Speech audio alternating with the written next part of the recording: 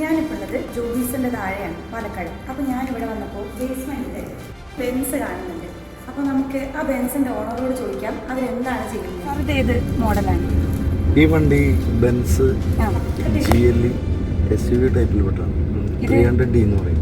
ഇത് എത്ര എടുത്തിട്ട്? ഇത് 2022 ജൂണിലാണ്. ബാക്ക്ഗ്രൗണ്ടിൽ നിന്ന് വന്നൊരു വ്യക്തിയാണ്. എങ്ങനെയാണ് ഈ മേഖലയിൽ എത്തിപ്പെട്ടത്? ഞാൻ ഈ ഒരു ഡയറക്ട് സെല്ലിംഗ് ഇൻഡസ്ട്രിയിൽ വന്നത് ശരിക്കും പറഞ്ഞു കഴിഞ്ഞാൽ ഒരു വൈദ്യുതി വന്ന കുഞ്ഞാടെന്ന് ഞാൻ പറയും. എനിക്ക് ട്രഡീഷണൽ ബിസിനസ് ആയിരുന്നു, ഹാർഡ്വെയർ ഷോപ്പായിരുന്നു, പെയിന്റ് സിമെന്റ് അങ്ങനെയുള്ള ഒരു സ്ഥാപനമായിരുന്നു. അത് വർഷങ്ങളോളം നല്ല രീതിയിലൊക്കെ പോയതാണ്. പ്രത്യേക സാഹചര്യത്തിൽ ബിസിനസ് ഒന്ന് കഴിഞ്ഞു പോയി. അങ്ങനെ നിൽക്കുന്ന സമയത്താണ് ഞാൻ എന്ത് ചെയ്യണമെന്ന് എനിക്ക് അറിയാതെ നിൽക്കുന്ന സമയത്താണ് ഇങ്ങനെ ഒരു ബിസിനസ് എൻ്റെ മുന്നിൽ പ്രത്യക്ഷപ്പെട്ടു. അപ്പൊ ഞാനിതിൽ കണ്ട ഏറ്റവും വലിയൊരു അട്രാക്ഷൻ എന്ന് പറഞ്ഞു കഴിഞ്ഞാൽ ഇൻവെസ്റ്റ്മെന്റ് ഇല്ല എന്നുള്ളതാണ്. അപ്പോൾ കാരണം ഓൾറെഡി ഒരു ബിസിനസ് ചെയ്ത് നമ്മൾ പൊളിഞ്ഞു നിൽക്കുകയാണ്. അപ്പോൾ രണ്ടാമത് ഇൻവെസ്റ്റ് ചെയ്ത് ബിസിനസ് ചെയ്യാനായിട്ടുള്ള ഒരു മൂഡ് നമുക്ക് ബാക്ക്ഗ്രൗണ്ടിൽ. എങ്ങനെ ഈ മേഖലയെ കുറിച്ച് അറിയുന്നത്? അപ്പൊ ഈ ഫിജിക്കാട്ടെ ഞാൻ മനസ്സിലാക്കിയത് ഡോക്ടർ ബോബി ചെമ്മൂരാണ് എന്നെ വിളിച്ചത്. എനിക്ക് ഈ പ്ലാൻ പറഞ്ഞാൽ അപ്പോൾ സാറിന് ഓൾറെഡി ബോബി സാറുമായിട്ട് ഇല്ല, എനിക്ക് മുമ്പ് പരിചയം ഉണ്ടായിരുന്നില്ല. സാറിന് നമ്പർ അവിടെ നിന്ന് കളക്ട് ചെയ്ത് എന്നെ വിളിച്ചതാണ്. അപ്പൊ അങ്ങനെയാണ് ഈ ബിസിനസ് ആളെന്നെ പരിചയം. ഞാൻ മനസ്സിലാക്കി ഇതൊരു കൊള്ളാവുന്ന ബിസിനസ് ആണെന്ന് മനസ്സിലാക്കി. പിന്നെ സാറിന്റെ കൂടെ ചേർന്നിട്ടുമ്പോൾ തീർച്ചയായിട്ടും വിജയിക്കാൻ ആഗ്രഹമുള്ള എല്ലാവർക്കും വിജയിച്ച ആളുകളോട് നിൽക്കുമ്പോൾ ഉണ്ടാവുന്ന ഒരു ഇമ്പാക്ട് ഉണ്ടാവും. അത് നമ്മളെ വലിയ രീതിയിൽ സ്വാധീനിച്ചു. അപ്പൊ സാറ് എത്ര ഇയേഴ്സ് ആയി? ഇപ്പൊ ഞാൻ 8ാമത്തെ വർഷമാണ് ഫിജിക്കായിട്ട് തുടങ്ങിയിട്ട്. 9ാമത്തെ വർഷം. 2017 ഫിജിക്കാട്ട് റീ ലോഞ്ചിങ് ആയി വരുന്നത്. ലോഞ്ചിങ് വരുന്നത് 2018 അതിനുശേഷമാണ് ഞാൻ ഈ ബിസിനസ്സിലേക്ക് വരുന്നത്. അന്ന് മുതൽ ഇന്ന് വരെ ഫിജിക്കാട്ടിന്റെ ചൈത്രത്തിൽ ഉണ്ട്. സാറിന് അതിൽ നിന്ന് ഏകദേശം സാറ് പറഞ്ഞല്ലോ 16 കോടിയോളം രൂപ അച്ചീവ് ചെയ്യാനായിട്ട് പറ്റുന്നത്. അത് ചെറിയൊരു ഇതല്ല. സാധാരണ ഒരാളിൽ നിന്ന് സീറോയിൽ നിന്ന് ഹീറോ എന്ന് വേണമെങ്കിൽ പറയാല്ലേ. ഡയറക്ട് സെല്ലിംഗ് മേഖലയിലേക്ക് നമ്മുടെ നാട്ടിൽ അത്രത്തോളം സ്കോപ്പ് ഉണ്ടോ?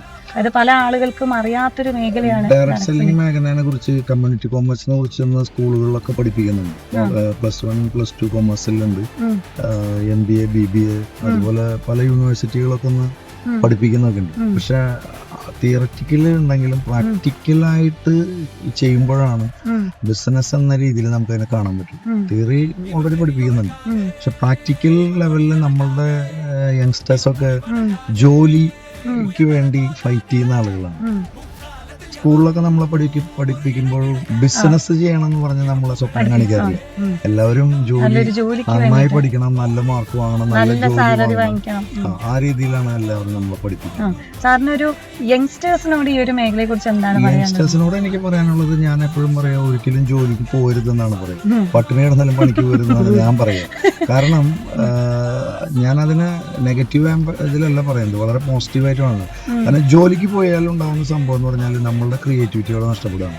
നമുക്കൊരു ലിമിറ്റഡ് സാലറിയുടെ ഒരു പർപ്പസിൽ നമ്മൾ പോവാണ്. ഒരു 50,000 രൂപ ഫോർ എക്സാമ്പിൾ, നമുക്കൊരു 50,000 രൂപ സാലറി ഉള്ള ഒരു ജോലിയിൽ നമ്മൾ പ്രവേശിച്ചു. നമ്മൾ എത്ര പെർഫോം ചെയ്താലും നമുക്ക് അത് ഇൻക്രിമെന്റ് വളരെ കുറവാണ്. പെർഫോമൻസിനനുസരിച്ച് ഒരിക്കലും നമുക്ക് ഇൻക്രിമെന്റ് കൂടില്ല. ബിസിനസ്സിൽ അങ്ങനെയല്ല. നമ്മളുടെ കഴിവുകളെ കണ്ടെത്താനും അതിനെ വളർത്താനും അതിനെ വിനിയോഗിക്കാൻ കഴിഞ്ഞാൽ നമുക്ക് എത്ര വേണമെങ്കിലും നമുക്ക് നേടിയെടുക്കാനായിട്ട് സാധിക്കും. അതാണ് ബിസിനസ്സും ജോലിയും തമ്മിലുള്ള വ്യത്യാസം. അപ്പൊ ഞാൻ അങ്ങനെ സ്റ്റുഡൻസിന് അവർക്ക് അറിയില്ല. അവരുടെ വിചാരം എന്ന് പറഞ്ഞു കഴിഞ്ഞാൽ ഒരു ജോലി കിട്ടിപ്പോ ഒരു 50,000 രൂപ 1 ലക്ഷം സാലറി കിട്ടി കഴിഞ്ഞാൽ അതാണ് ഏറ്റവും വലുത് എന്നുള്ളതാണ്. ഞാൻ വിദ്യാഭ്യാസത്തിൽ ശരിക്കും പറയണെങ്കിൽ അത്ര ഫെയിലിയർ ആയ ഒരാളാണ്. 2ാം ക്ലാസ്സിൽ തോറ്റു, 10ാം ക്ലാസ്സിൽ തോറ്റു, ഡിഗ്രി തോറ്റു. കാരണം തോൽവിയുടെ ഒരു കൂമ്പാരം നമ്മൾ ഏറ്റുവാങ്ങിയ ഒരാളാണ്. അപ്പൊ തോറ്റ ആളുകളൊന്നും പേടിക്കണ്ട, തോറ്റ ആളുകൾക്ക് ഏറ്റവും നല്ല മാർഗ്ഗമാണ്. ഞാനിപ്പോ വിജയിച്ചു കഴിഞ്ഞാലുള്ളതെന്ന് വെച്ച് കഴിഞ്ഞാൽ ഇപ്പൊ ഒരു ജോലിക്ക് ക്വാളിഫിക്കേഷൻ ഒരു മാനദണ്ഡമാണ് അല്ലെ. ഏതൊരു മേഖലയിലുള്ള ജോലികളായിക്കോട്ടെ അതിന് ക്വാളിഫിക്കേഷൻ സ്കില്ലൊക്കെ ഭയങ്കര. ഇപ്പൊ കുറെ കൂടെ ക്വാളിഫിക്കേഷന് ഉപരിയായിട്ട് പേഴ്സണൽ സ്കില്ലുകളാണ് ഇപ്പോ ക്യാമ്പസ് ഇന്റർവ്യൂകളാണ് ഇപ്പൊ വരുന്നത്. അവിടെയാണ് ഇപ്പൊ ആളുകളുടെ കപ്പാസിറ്റിയാണ്. അപ്പൊ ബിസിനസ്സിൽ ഈ ഡയറക്ട് സെല്ലിംഗ് മേഖലയിൽ എന്ന് പറഞ്ഞു കഴിഞ്ഞാൽ നമ്മളൊരു കുലീനമായ കുടുംബ കുടുംബത്തെ ആവണമെന്നില്ല, എഡ്യൂക്കേറ്റഡ് ആയിട്ടുള്ള ഒരു വ്യക്തി ആവണമെന്നില്ല, സാമ്പത്തിക ബാക്ക്ഗ്രൗണ്ട് നമുക്കൊരു വിഷയങ്ങളല്ല. അപ്പൊ ഒന്നും വേണ്ട, ഇവിടെ ഇഷ്ടംപോലെ ട്രെയിനിങ്, പ്രത്യേകിച്ചും ഫിജിക്കാട്ടൊക്കെ ഒത്തിരി ട്രെയിനിങ്ങിന് ഇമ്പോർട്ടൻസ് കൊടുക്കുന്നതാണ്. അപ്പോൾ ഒത്തിരി കാര്യങ്ങൾ നമുക്ക് പഠിക്കാനായിട്ട് സാധിക്കും. അങ്ങനെ ആ നോളജുകളിൽ നിന്ന് നമുക്ക് കാശുണ്ടാക്കാനായിട്ട് സാധിക്കും. നോളജ് ഈസ് മണി എന്ന് പറയും. ആ നോളജ് നമുക്ക് ബിസിനസ് ചെയ്ത് കാശുണ്ടാക്കാനായിട്ട് സാധിക്കും. അപ്പൊ താങ്ക് യു സാർ, സാറിന്റെ ഒരു വാല്യുബിൾ ആയിട്ടുള്ള ഒരു ഇത് തന്നതിന്. അപ്പൊ ഒരു ഡയറക്ട് സെല്ലിംഗ് മേഖലയ്ക്ക് മലയാളികളായിട്ടുള്ള ആളുകൾക്ക് വളരെയധികം സ്വാഗതം. മലയാളികളല്ല, ഓൾ ഓവർ ഇന്ത്യ എല്ലാവർക്കും സ്വാഗതം. കാരണം ഒരു 8 കൊല്ലം കൊണ്ട് 16 കോടിയോളം വരുമാനം ഉണ്ടാക്കാൻ സാധിച്ചിട്ടുണ്ട് എന്നുണ്ടെങ്കിൽ ഈ ഒരു മേഖലയിൽ ഇനിയും ഒരുപാട് അവസരങ്ങളുണ്ട്. ആ അവസരങ്ങൾ നിങ്ങൾക്ക് ഓരോരുത്തർക്കും സൃഷ്ടിക്കാൻ സാധിക്കട്ടെ, ഉപയോഗപ്പെടുത്താൻ സാധിക്കട്ടെ. Thank you.